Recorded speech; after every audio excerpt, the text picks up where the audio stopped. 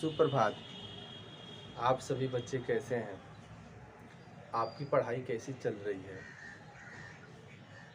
हिंदी में जो 2 पुस्तकें हैं, गोदली और वर्णिका, उसको आप लोग पाठ को पढ़ जाइए। प्रतिदिन एक समय बनाइए, एक आप दिन वाइज कर दीजिए कि हमको इस दिन वर्णिका पढ़ना है, इस दिन गोदली पढ़ना है, और बारी-बारी से आप पढ़िए, ठीक है? पाठ को पढ़ने से आपका ऑब्जेक्टिव क्लियर होगा और सब्जेक्टिव जो क्वेश्चन लिखित है वो भी क्लियर हो जाएगा, ठीक है। आज हिंदी व्याकरण में श्रुति सम और भिन्नार्थक शब्द के बारे में बताएंगे।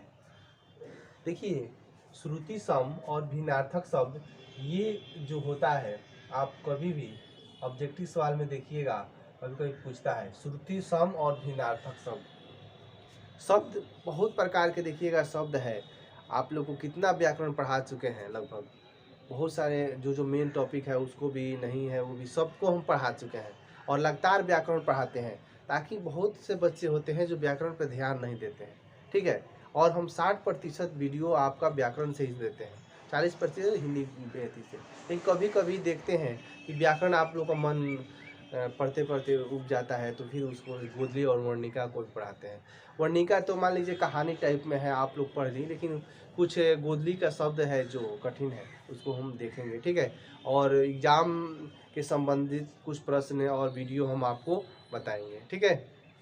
चलिए, श्रुति सम और भिन्नार्थक शब्द का आइए हम जानते हैं क्या होता है। कुछ उसके नीचे कुछ उदाहरण भी दिए गए हैं। जैसे देखिएगा, हिंदी में ऐसे अनेक शब्द आते हैं जो उच्चारण एवं वर्तनी की दृष्टि से एक जैसे लगते हैं।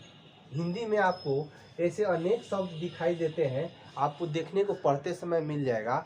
देख कि उसका उच्चारण जो हो रहा है, उसको हम बोल जो रहे हैं, उच्चारण पढ़ रहे हैं, वो चाहे वर्तनी कर रहे हैं, उसको लाइन बाय लाइन उसको मिला रहे हैं, तो वो आपके जो नज़र है, आपकी दृष्टि है, वो देखने से सेम लगता है, लेकिन उसका अर्थ क्या होता है, उसका अर्थ में अंतर हो जाता है, ठीक है। किंतु यहाँ पे कह रहा है किंतु उसके अर्थ में अंतर हो जाता है।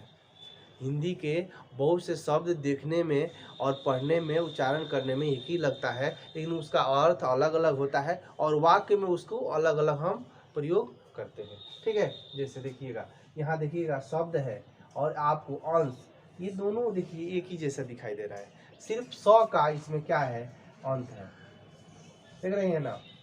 तो ये दोनों क्या बोलते हैं, अंश। अंश मतलब एक हो गया हिस्सा और एक अंश मतलब होता है कंधा, ठीक है।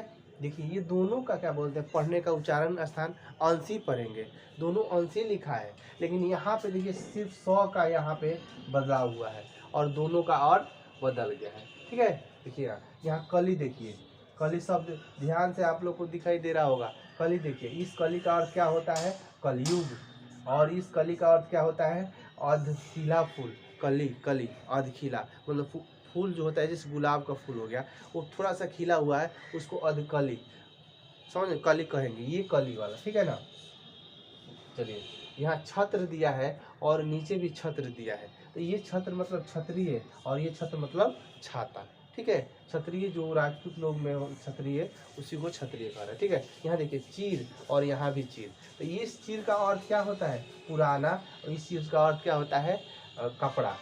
चीर मतलब कपड़ा भी होता है और चीर मतलब पुराना भी होता है। सेम उसी तरह यहाँ दिया है चीता, यहाँ दिया है चीता। इस चीता का अर्थ जो होता है, चीता जो मृत्यु हो जाता है, यहाँ पे दिया है शव जलाने के लिए लकड़ियों को इकट्ठा करना, ढेर करना, समझ में है ना जी। और इस चीता आप लोग को मालूम है एक जंगली जानवर है, उसी को चीता कहते हैं, वो एक पशु का नाम है, यहाँ दे दिया है। एक जगत होता है और एक जगत होता है। ये जगत मतलब होता है संसार, दुनिया, और ये जगत मतलब कुआं के पास में देखिएगा चबूतरा जो बना रहता है, उसी को जगत कहते हैं। यहाँ देखिएगा दिया है कुएं की मेड़ को क्या कहते हैं, जगत कहते हैं। यहाँ देखिए झल और यहाँ झल, यहाँ 2 ल दिया है, एक छोटा ल एक बड़ा ल, और यहाँ एक दिया है, तो इसका झल मतलब होता है जलन, और इस झल मतलब पागलपन, ठीक है। चलिए, यहाँ देखिए टुक टुक, दोनों एक ही जैसा है, लेकिन यहाँ पे देखिए खाली थोड़ा सा परिवर्तन है, ठीक है ना, और उसमें अंतर, अर्थ में परिवर्तन। ये टुक मतलब क्या होता है, थोड़ा, इस टुक मतलब क्या होता है, टुकड़ा, ठीक है। तो इसको आप लोग कॉपी में नोट कर लीजिए, और ऐसे बहुत से शब्द आपको व्याकरण में मिल जाएंगे, पुस्तक में पढ़िएगा तो मिल जाएंगे, उसको देख लीजिएगा।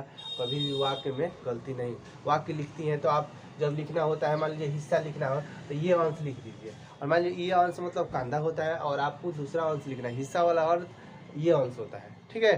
चलिए, अंश हर आप लोग मैथ में पढ़ी होंगी, ठीक है। चलिए, इस वीडियो में बस इतना ही, इसको नोट कर लीजिए, याद कीजिए, और हिंदी का व्याकरण को भी पढ़िए, और हिंदी गोदली और वर्णिका दोनों को पढ़िए। धन्यवाद।